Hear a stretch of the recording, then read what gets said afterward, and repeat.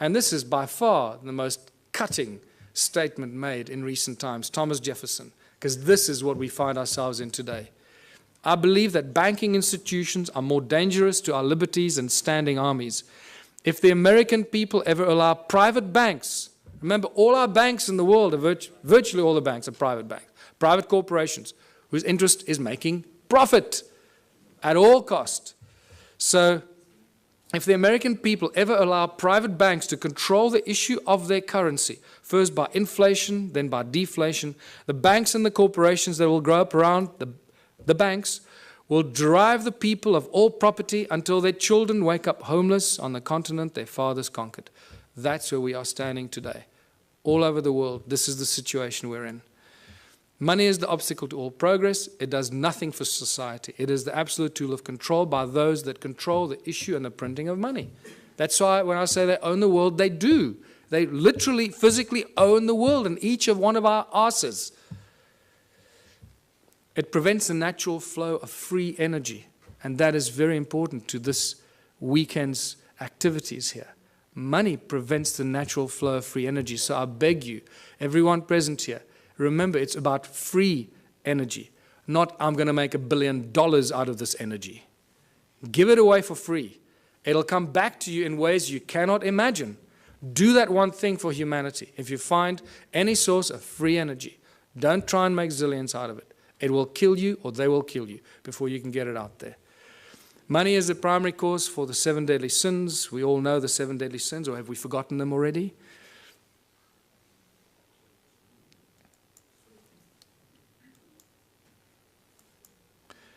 It's not the love of money. Many people ask, oh, it's just the love of money. Money, there's nothing wrong with money, man. It's just a form of exchange.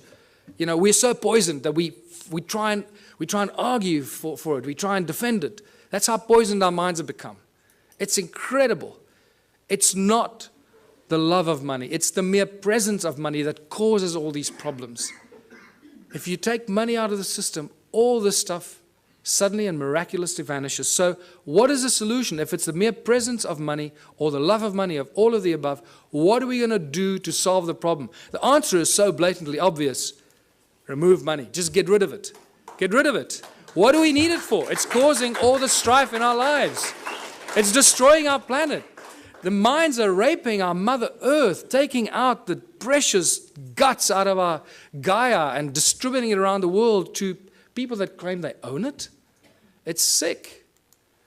The obvious questions, if you remove money, so who's going to shovel the crap? How are we going to pay for things? I'll just sit on my ass and do nothing. I want 50 Ferraris. You know. Are we going back to the Dark Ages, living in caves? Is this a lawless society? Who's going to make the rules? Why should I do something I don't want? These are the first things. I know these are the most commonly asked questions, and I'm sure that you're asking some of them to yourselves.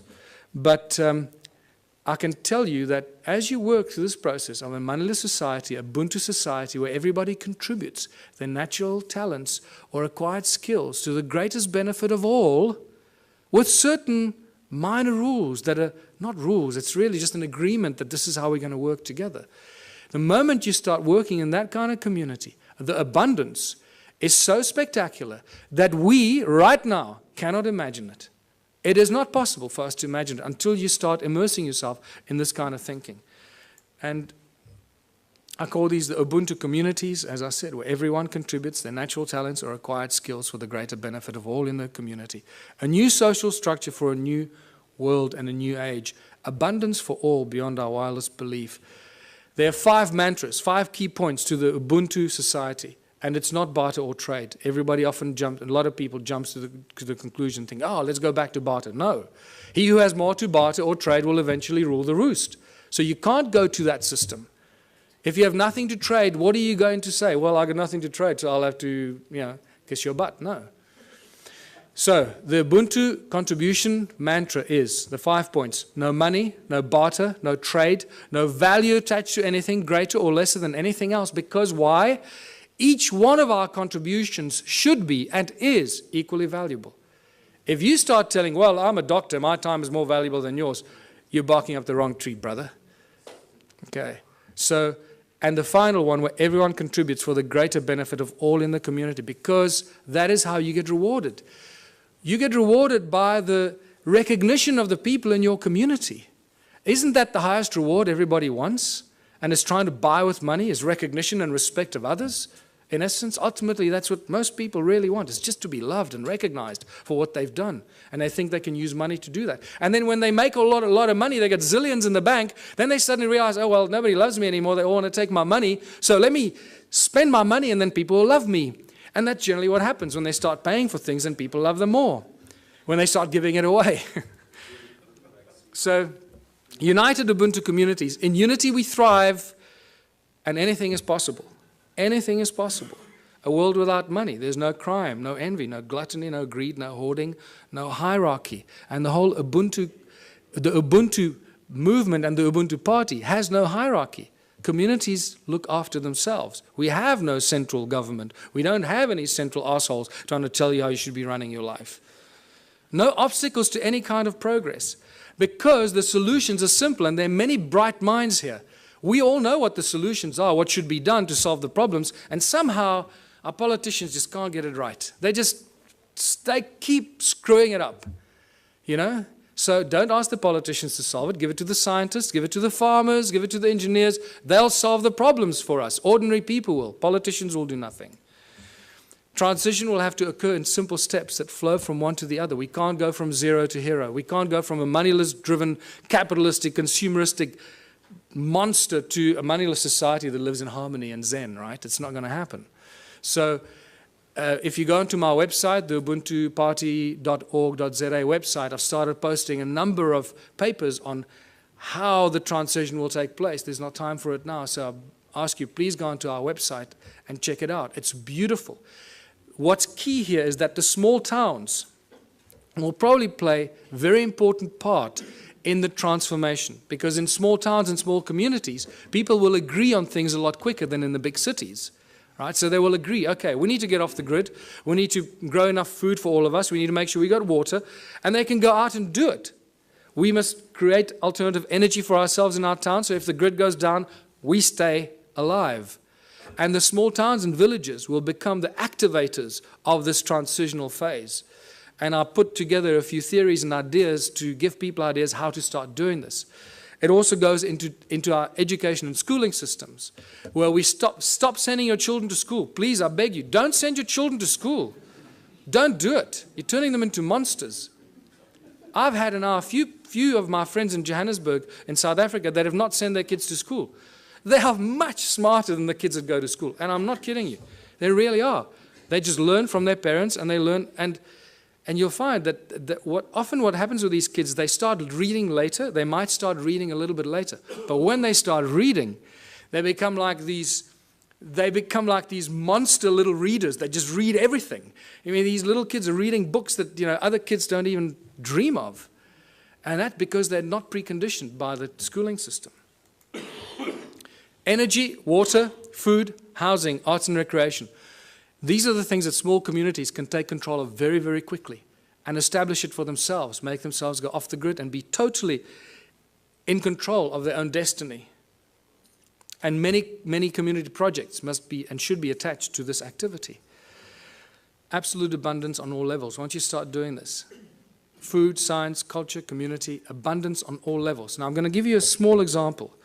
You've got to use your imagination here because there's not enough time now and we've got to finish off here. So imagine in a little town that I live, we got a river, we got a fish farm, we got a dairy farm, we got a bakery, we got a wood factory, a metal factory. The community starts to work in these projects. The whole Ubuntu thing means that, and contribution means that everybody must contribute 3 hours a week towards one of these community projects. That's all you have to do, 3 hours a week. A little town of 1,000 people, it's 3,000 hours a week. No municipality or town council can afford 3,000 hours a week salaries for people to do this work. Can you see how that's dramatically shifted the status quo and the equilibrium?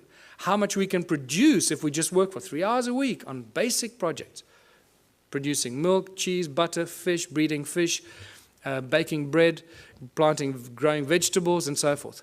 So now the community has been doing this for 6 months or a year, and they've established abundance on all levels, where all the people in that community that participate, that's why I called it contributionism, that participate and add their talent and their skills and their time, get everything, not for free, but virtually for free, so cheaply that the rest of the stuff, and also there's a principle where you create 3 times as much as you need for your own community.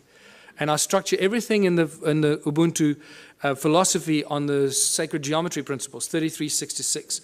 So you produce 3 times as much as you need for your community. Why? Because there'll be other communities that can't produce what you're doing, so you'll be actually helping them while they're helping you with the things that you can't produce. So, and by the end of that, there's so much abundance because you're doing it 3 times that whatever you don't consume in your own little village or town, what are you going to do with? You're going to make it available on farmers markets and stores in your town for the surrounding communities. The moment you achieved that state, you've created the domino effect. Because what's going to happen to all the neighboring towns? All the people from those towns are going to come buy your bread, your milk, your cheese, your whatever it is you produce. Because it's going to be a fraction of the cost they pay for it in their own town. There's your domino effect. There's your trigger point. So think about it from that perspective. At the outset, it sounds like a huge thing. Wow, how are we going to go from there to a moneyless society? I believe that I've just taken you through a very simplistic example of how small towns and small villages and communities can be the trigger points and the examples that start the domino effect. Once the first town is set up, it's impossible for the surrounding towns to stay alive. They will have to follow the same example. Otherwise, all their businesses will close down. And when they do close down, then they will follow your example. So either they will do it willingly or they'll be forced into it because of stupidity. In the Ubuntu communities, children follow their passion and their dreams. The education system changes completely. There are no classrooms. Children learn real, practical skills. So by the age of 16, they've done everything. They've baked the bread. They've worked in nuclear laboratories. They've built rockets. They've built homes. They've built earthships. They've planted seedlings and grown fruit. And they'll be so wise by the time you're 16 because you've had all this experience. You'll be smarter than all the professors in the world thrown together today. So,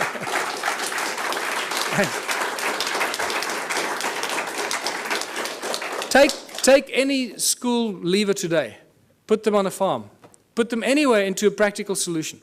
What can a person with a high school diploma do today? Absolutely nothing. We're useless to society. That's what they've created. Can you see the brilliance in their plan? They are so smart, these people. They. That's us, right? So we are so smart that we're doing this to ourselves, right? Where we create our children, turn our children into these little, we lock them up in jails for 12 years, most precious years of their life, and then throw them out to start all over again and be totally open to manipulation and control. So master teachers, only when a community decides that you're a master shoemaker or you're a master rocket scientist or you're a master baker or a master this, only the community can decide who they will allow to teach their children. Isn't that a better system than teachers that go and get some diploma and they're real assholes and they teach your child? You go, God, how can that? I'm not going to let that teacher teach my child. The community will have the final say. So when I say decentralized government, that's how fine it becomes. The community chooses who their master teachers are, the people that they have respect for, and the people that they honor for their capacity and their ability. And this is how we grow, how we build Ubuntu communities, because only out of unity comes infinite diversity and abundance. Only out of unity. Anything else is a futile exercise that will bring us back to the same point at some future point in time. So I'm going to end here, because this is the end. Join the Ubuntu Liberation Movement. It's not just a South African entity. We've had various people around the world say to us, can we start the same thing in wherever? Yes. Go online. Start the same thing. Use all the material I've published. Put it out there. Share it with everybody. And become part of this transitional phase. And thank you for listening. I hope I gave you some food for thought.